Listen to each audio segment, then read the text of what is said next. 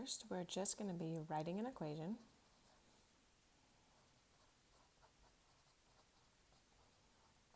When I'm given a slope and a y-intercept.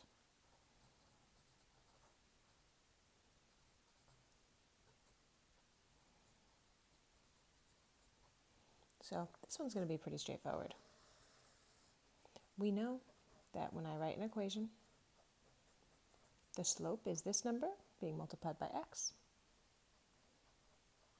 and the b is the y-intercept,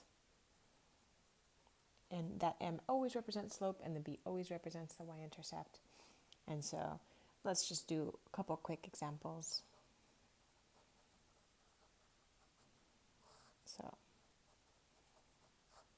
So we're going to go from the slope and the y-intercept to the equation.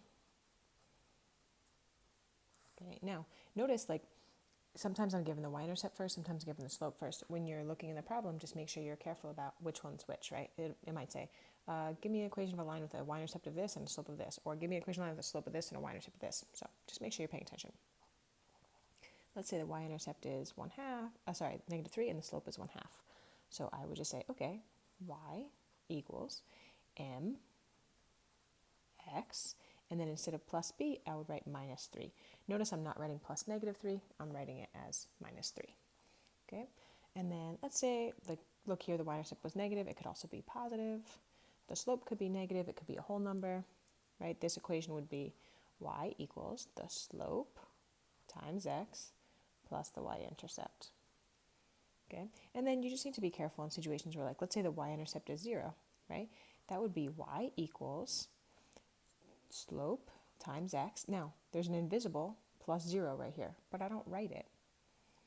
Okay, same deal with, let's say the slope is 1. What does that look like?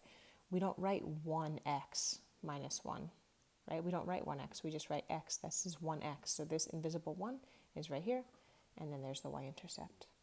Okay, and then final sort of special situation you might run into, if the slope is 0, right?